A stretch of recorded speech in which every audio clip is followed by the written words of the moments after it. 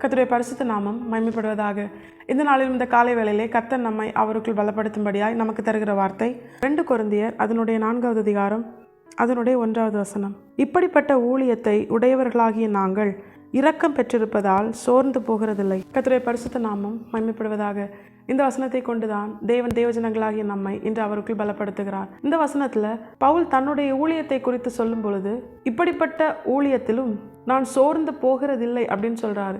பவுலுக்கு தேவன் கொடுத்த ஊழியத்தை குறித்து நமக்கு தெரியும். அப்போஸ்தலர் நடவடிக்கைகள் அதனுடைய 9வது அதிகாரம் அதனுடைய 15-16 வசனத்துல ஆண்டவர் சொல்றாரு, அதற்கு கர்த்தர், நீ போ, அவன் புற ஜாதிகளுக்கும் ராஜாக்களுக்கும் இஸ்ரவேல் புத்திரருக்கும் என்னுடைய நாமத்தை அறிவிக்கிறதற்காக நான் தெரிந்து கொண்ட பாத்திரமாய் இருக்கிறான். அவன் என்னுடைய நாமத்தின் நிமித்தம் எவ்வளவாய் பாடுபட வேண்டும் என்பதை நான் அவனுக்கு காண்பிப்பேன் என்றார். இந்த வசனத்திலையும் கர்த்தர் பவுலுக்கு கொடுத்த ஊழியத்தை குறித்து தெளிவாய் சொல்லுகிறார்.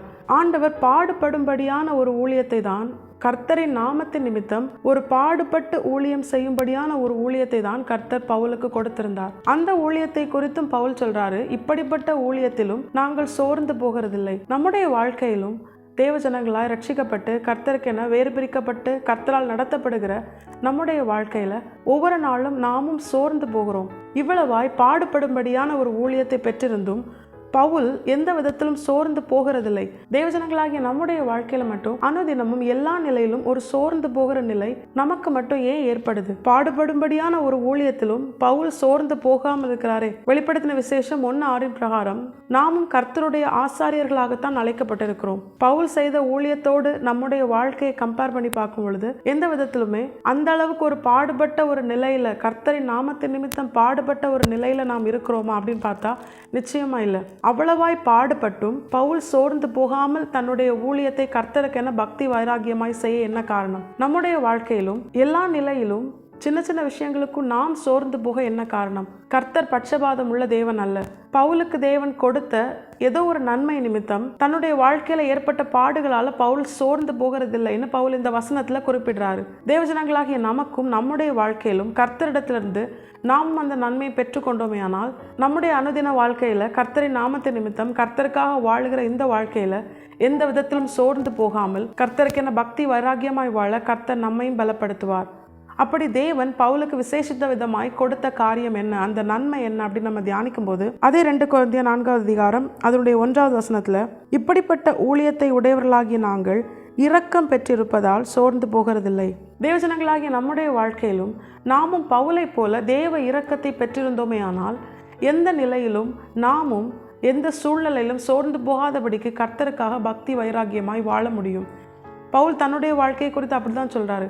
இப்படிப்பட்ட ஊழியத்திலும், இவ்வளவாய் பாடுபடுகிற அந்த ஊழியத்திலும், கர்த்தரே ஒரு பாடுபடுகிற நிலைக்குரிய ஊழியத்தை தான் கர்த்தர் பவுலுக்கு கொடுத்தார். அந்த ஊழியத்திலும் பவுல் சோர்ந்து போகாமல் இருக்க காரணம் தேவ கிருபை, தேவனிடத்திலிருந்து பவுல் பெற்றுக்கொண்ட இரக்கம். நம்முடைய வாழ்க்கையிலும் தேவ இரக்கம் அனுதினமும் ஒவ்வொரு நாளும் எல்லா காரியத்திலும் தேவ நாமத்து நிமித்தம் நாம் செய்கிற எல்லா நன்மையான கிரியைகளிலும் தேவ இரக்கம் வெளிப்பட்டதே ஆனால், தேவ இரக்கத்தை நாம் பெற்றுக்கொண்டோமே ஆனால் நிச்சயமாய் நாமும் எந்த காரியத்து நிமித்தமும் எந்த சூழ்நிலை நிமித்தமும் பிசாசினால் எவ்வளவு சோதனையான ஒரு பாடுபடுகிற நிலை நமக்கு ஏற்பட்டாலும் அந்த காரியத்திலும் நாம் சோர்ந்து போகாதபடிக்கு கர்த்தருடைய நாமத்து நிமித்தம் எல்லாவற்றையும் சந்தோஷமாய் ஏற்றுக்கொள்ளும்படியான ஒரு பலன், ஒரு தேவ பலன் நமக்குள்ளும் கர்த்தர் உருவாக்குவது அதிக நிச்சயம். தேவ இரக்கம்தான் பவுலுக்குள் ஒரு பலனை உருவாக்கினது.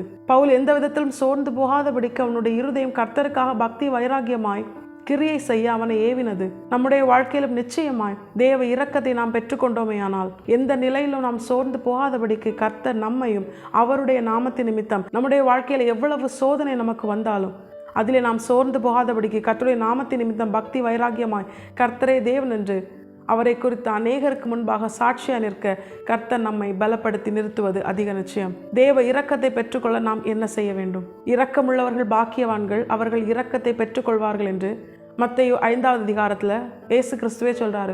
நம்முடைய வாழ்க்கையில நாமும் இரக்கத்தை வெளிப்படுத்துகிறவர்களாக இருந்தோமே ஆனால் எல்லா நிலையிலும் மற்றவர்களோடு இரக்கமுள்ள சுபாவத்தை நாம் வெளிப்படுத்தினோமே ஆனால் நிச்சயமாய் நாமும் தேவனிடத்திலிருந்து இரக்கத்தை பெற்றுக்கொள்வது அதிக நிச்சயம். ஒரு மனுஷன் இன்னொரு மனுஷன் மேல இரக்கம் பாராட்டினாலே அந்த நேரத்தில் அவனுக்கு என்ன தேவையோ அந்த காரியத்தை அவன் செய்வான்.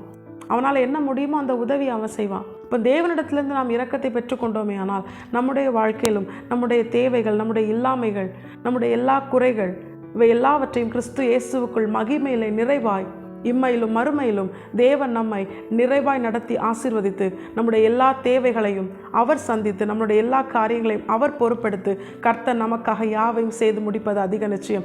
தேவ இரக்கத்தை பெற்றுக்கொண்டு தேவனுக்காக எல்லா பாடுகளையும் சகித்தோமையானால் கர்த்தர் நிச்சயமாய் அவரோடு கூட நம்மை ஆளுகை செய்ய வைப்பதும் அதிக நிச்சயம். இந்த வசனத்தின்படியே கர்த்தருடைய இரக்கத்தை பெற்றுக்கொண்டு கர்த்தர் நமக்கு நியமித்த ஓட்டத்தில் எந்த விதத்திலும் சோர்ந்து போகாமல் வலதுபுறமோ இடதுபுறமோ சாயாமல் நமக்கென நியமிக்கப்பட்ட வழியிலே பொறுமையாய் இலக்காகிய நித்திய ஜீவனை நோக்கி ஓடும்படியான கிருபையை கர்த்தரிடத்திலே நாம் நம்மை அவருடைய பாதத்திலே அர்ப்பணித்து பெற்றுக்கொள்வோம். கர்த்தர் தாம் இந்த வசனத்தை கேட்டு நம் அனைவரையும் ஆசீர்வதித்து வழிநடத்துவாராக. கர்த்தருடைய பரிசுத்த நாமம் மட்டுமே மகிமைப்படுவதாக. மாரநாதா இயேசு வருகிறார். ஆயத்தமாகவும் பிறரை ஆயத்தப்படுத்துவோம். ஆமென்.